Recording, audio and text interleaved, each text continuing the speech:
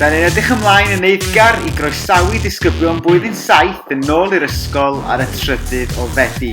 We are looking forward to welcoming all the ESM learners back to school on the 3rd of September. Pan fyddwch chi'n cyrraedd yr ysgol, boed yn cerdded, mewn car neu ar bws ysgol, mi fyddwch chi'n dod ar hyd y llwybr at yr ysgol, yna yn troi ac yn mynd ar hyd blaen yr ysgol nes cyrraedd y mynedfa sydd ar flaen yr ysgol ar gyfer eich bloc dysgu chi.